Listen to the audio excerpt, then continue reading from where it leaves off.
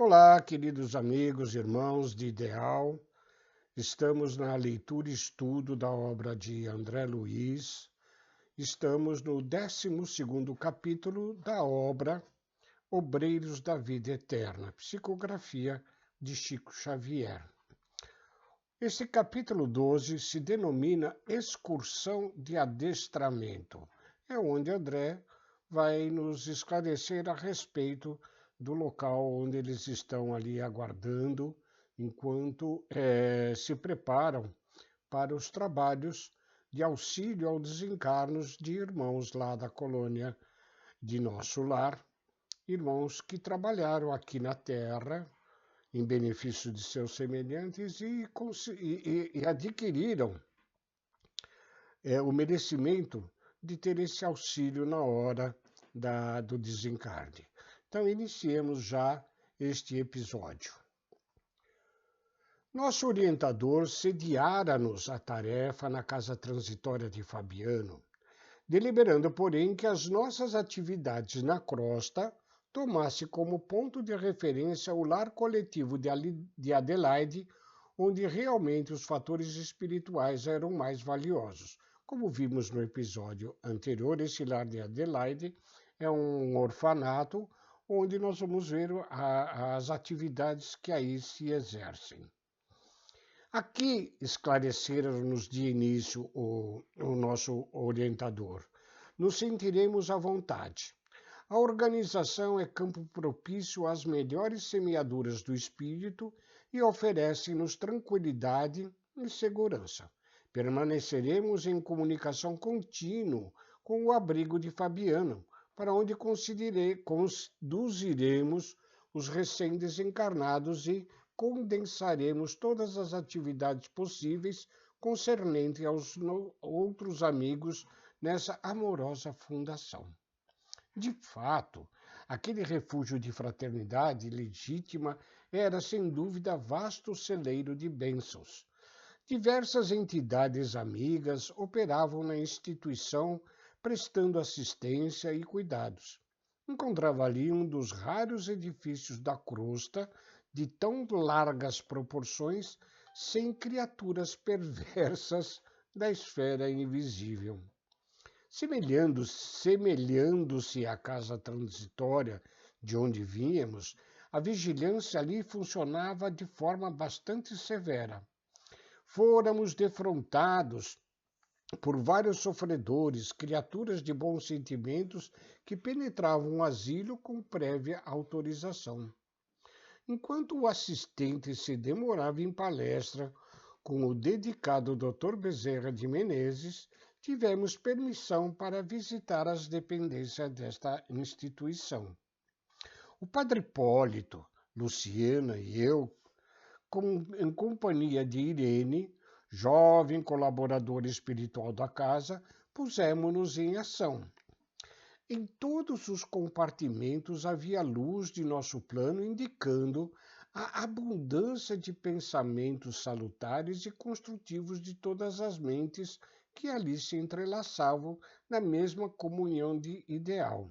Vemos que onde impera o bem, a prática do amor incondicional, o ambiente se torna puro e agradável para todos que ali frequentam este local.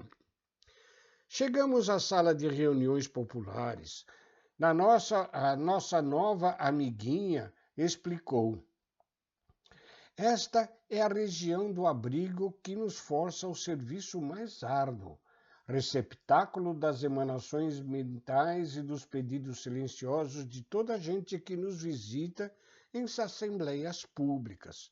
Somos obrigados, depois de cada sessão, a minuciosas atividades de limpeza. Como sabem, os pensamentos exercem vigoroso contágio e faz-se imprescindível isolar os prestimosos colaboradores de nossa tarefa, livrando-nos de certos princípios destruidores ou dissolventes. Tentando intensificar a conversação, a esclarecedora aduziu. André aduze a este esclarecimento de Irene. Sim, imagino a extensão dos afazeres, mas há suficiente pessoal aqui na cooperação? Sim, responde ela. A legião dos colaboradores não é pequena. Somos levados a servir dia e noite em turmas alternadas. Temos sessões de assistência aos adultos e às criancinhas. Vislumbrava ali, porém, tão grande número de trabalhadores, diz André, que por momentos de graves reflexões me afloraram ao cérebro. Tanta gente a contribuir apenas no sentido de amparar algumas dezenas de crianças desfavorecidas no campo material, estabelecia paralelo com a fundação de Adelaide e a casa transitória de Fabiano, notando singular diferença.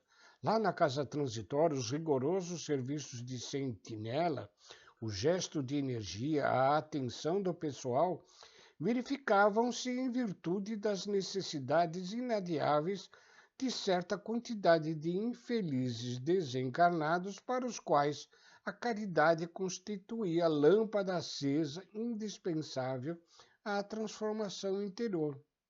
Aqui, porém, eu via somente criaturinhas tenras que reclamavam de imediato, acima de qualquer outra medida, leite e pão, primeiras letras e bons conselhos. Valeria assim o dispêndio de tantas energias de nossa esfera? Mesmo assim, a delicada colaboradora, apreendendo minhas indagações íntimas, ponderou. Cumpre-nos reconhecer, todavia, que esta obra não se dedica exclusivamente às necessidades do estômago e do intelecto da infância desamparada. Os imperativos da evangelização preponderam aqui sobre os demais. Para infundir espiritualidade superior à mente humana, urge aproveitar realizações como esta, já que é muito difícil obter espontâneo arejamento da tarefa da esfera sentimental. Valemo-nos aqui da casa venerável em seus fundamentos de solidariedade cristã, como núcleo difusor de ideias salutares. A fundação é muito mais de almas que de corpos, muito mais de pensamentos eternos que de coisas transitórias.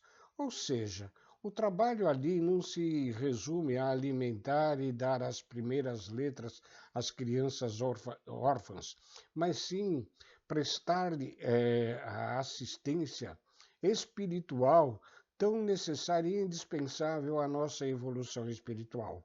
Como diz o provérbio, é de pequeno que se torce o pepino. É na infância primeira que podemos induzir a estes espíritos ali reencarnados na orfandade, para que eles sejam homens de caráter, de boa índole, dentro dos princípios cristãos que abraçamos. Continua ela. O diretor, o cooperador e o abrigado, aqui recebendo as responsabilidades inerentes ao programa de Jesus, instintivamente se convertem nos instrumentos vivos da luz do mais alto. Satisfazendo as necessidades corporais, sim, solucionamos problemas espirituais também.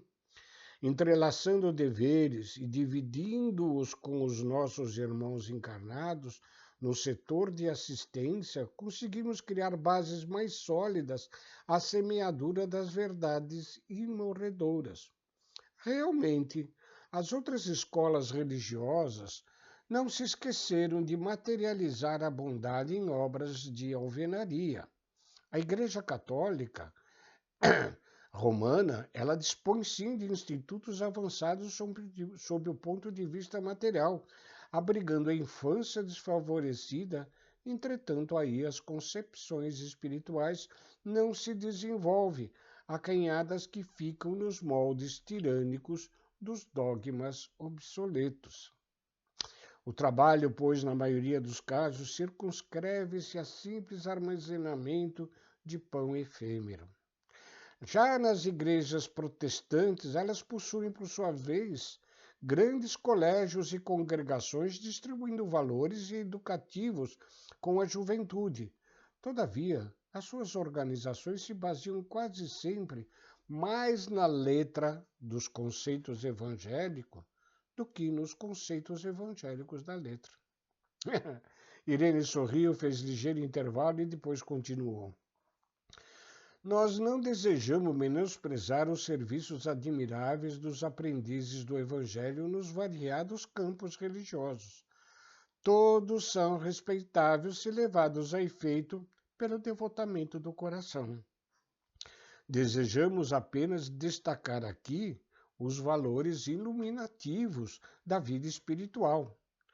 Nos primórdios da obra cristã não faltavam prestigiosas providências da política imperial de Romano a fim de que os famintos e esfarrapados recebessem trigo e agasalho, e até mesmo preceptores seletos, filiados a famosos centros culturais de gregos e de egípcios. Porém, no intuito de incentivar a obra de legítima iluminação do Espírito, Simão Pedro e os companheiros de apostolado abrigaram-se a longo programa de socorro aos infortunados de toda a sorte. Nem todos os seguidores do Evangelho procediam das altas camadas sociais do judaísmo, como Gamaliel, o venerando rabino, cujo intelecto desenvolvido encontrou o Mestre. A maioria dos necessitados entraria em contato com Jesus através da sopa humilde ou do teto acolhedor, lavando leprosos, tratando loucos, assistindo órfãos e velhinhos desamparados. Os continuadores do Cristo davam trabalho a si próprios, dedicavam-se aos infelizes, esclarecendo-lhes a mente e ofereciam lições de substancial interesse aos leigos da fé viva. Como não ignoro, estamos fazendo no Espiritismo evangélico a recapitulação do cristianismo. Por isso que a doutrina espírita muitas vezes é entendida por nós como o cristianismo redivivo. As ações de Pedro e os outros apóstolos, na Casa do Caminho, descritas principalmente também na obra de Emmanuel, Paulo e Estevão, mostram-nos o que os seguidores de Jesus na primeira hora faziam em prol de benefício de tantas as pessoas, ainda que simplesmente desvalidas da parte material, mas recebiam também a parte espiritual, principalmente com as preleções de Estevão, que exortava a todos à grande vida eterna de todos nós. Após essa narração de Irene, o padre Hipólito aprovou o benévolo. Sim, inegavelmente precisamos estimular a formação de serviços que libertem o raciocínio para voos mais altos. Dentro de nosso esforço, prosseguiu Irene com lhaneza, o imperativo primordial consiste na iluminação do espírito humano com vistas à eternidade. Ou seja, não só de pão vive o homem, dá-se o alimento necessário, mas também o alimento espiritual visando a vida eterna. Urge, no entanto, continua ela, compreender que para a obtenção do desiderato é imprescindível fazer alguma coisa, onde todos analisam, admiram ou discutem, não se levantam obras úteis para atestar a superioridade das ideias. Por isso, nossos mentores da vida divina apreciam o servo pela dedicação que manifeste a responsabilidade. O necessitado, o beneficiário, o crente e o investigador virão sempre aos nossos centros de organização da doutrina. E toda vez que exercitem o serviço cristão pela mediunidade ativa, pela assistência fraterna, pelos trabalhos de solidariedade comum, quaisquer que sejam, apresentam caracteres mais positivos de renovação.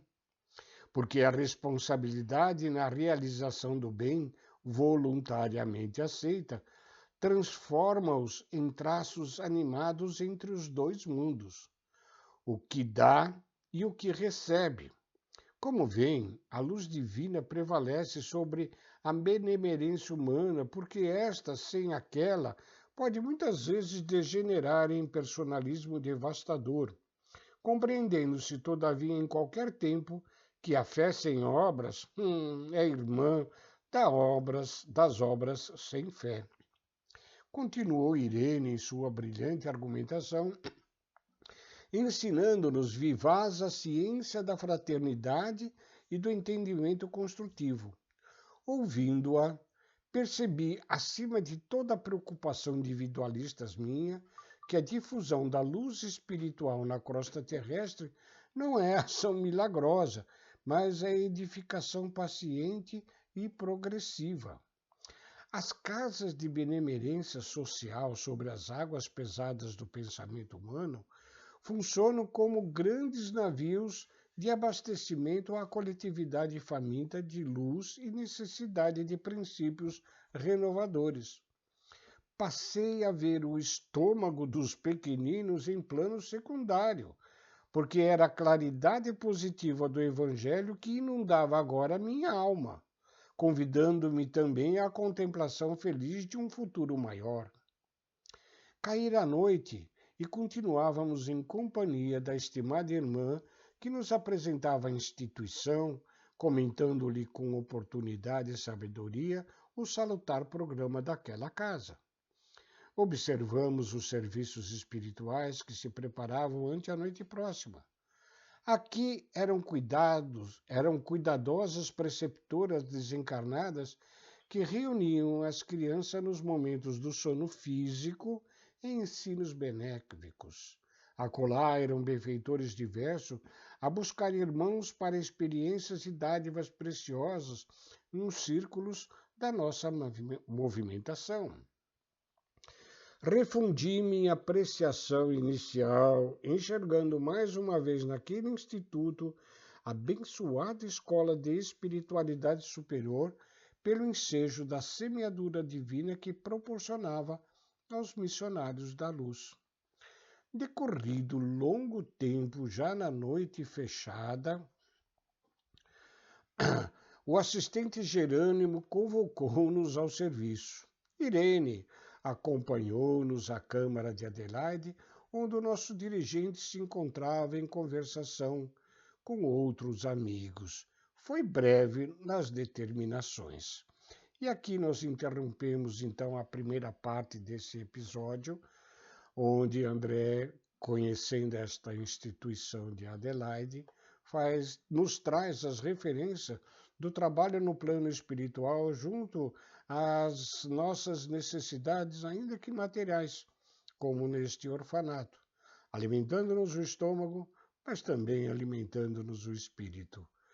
Fiquem com Deus e muito obrigado a todos. Brevemente gravaremos a segunda parte do episódio número 12 da obra Obreiros da Vida Eterna.